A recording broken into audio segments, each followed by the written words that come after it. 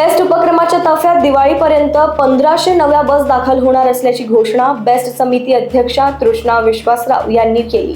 भविष्यात टप्प्याटप्प्याने 5000 स्वमालकीच्या बस घेण्याचे नियोजन असून PMIच्या 25 बसही ताफ्यात दाखल होणार आहेत। अपघातांच्या पार्श्वभूमीवर भाडे तत्वावरील बसांचे प्रमाण कमी करण्यावर भर दिला जाणार आहे। कर्मचाऱ्यांना प्रलंबित भत्ते देण्यात आल्याची माहिती त्यांनी दिली। बेस्टमध्ये सुमारे 16,800 कर्मचाऱ्यांची कमतरता असून भरती प्रक्रिया सुरू करण्याबाबत मुख्यमंत्री व उपमुख्यमंत्र्यांची भूमिका सकारात्मक असल्याचेही त्यांनी सांगितले। सर्व कर्मचाऱ्यांची 100% रक्कम आपण 227 कोटी दिलेली आहे। त्याचप्रमाणे 28/7/26 रोजी जून 24 मधील कर्मचाऱ्यांना 100% आपण ग्रॅज्युटी दिलेली आहे 131 कोटी।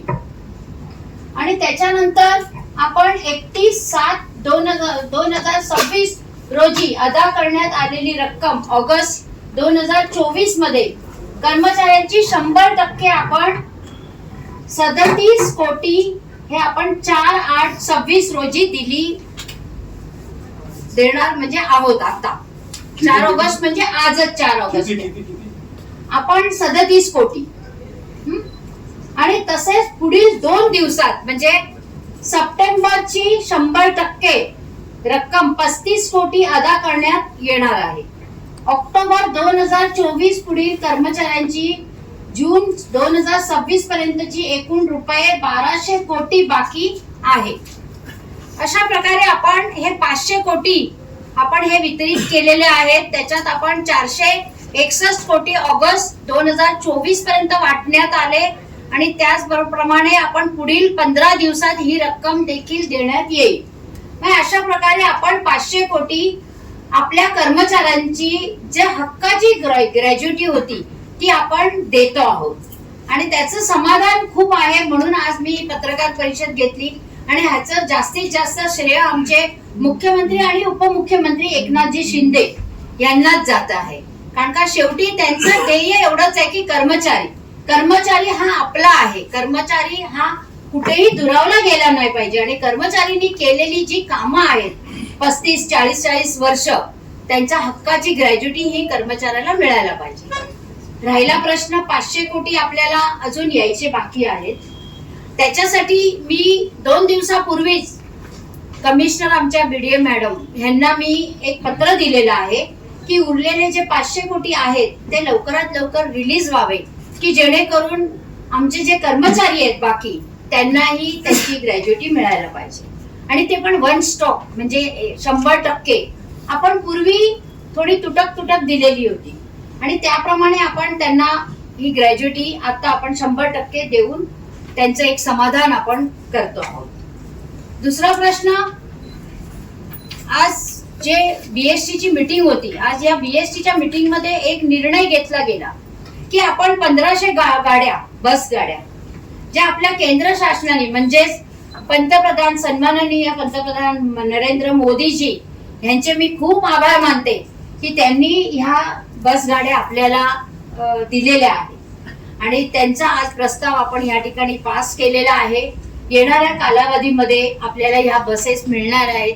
या EVच्या गाड्या आहेत आणि ह्या 900 मीटर चालणाऱ्या मिडी बस आहेत आणि आपण ह्या घेतो। तर त्याच्यासाठी मी केंद्र शासनाचे मी खूप आभार मानते। त्याचप्रमाणे आपण सेवानिवृत्ती कर्मचाऱ्यांना बस पास, आपल्या सर्वांना माहिती की 7 जून हा बेस्ट दिन आहे।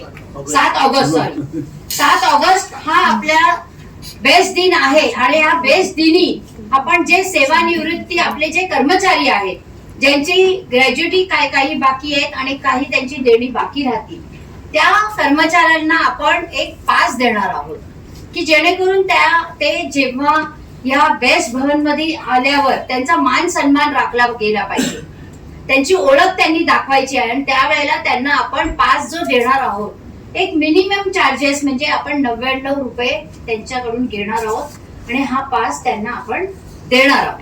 कारण का आपण खरं तर फ्री देणार होतो पण फ्री आपल्याला देता येत नाही, आपल्या नियमात आहे आपण काही ना काही चार्जेस आपल्याला त्यांना लावायला पाहिजे म्हणून आपण 99 रुपये आपण त्यांच्याकडे चार्जेस हा धरला गेलेला आहे।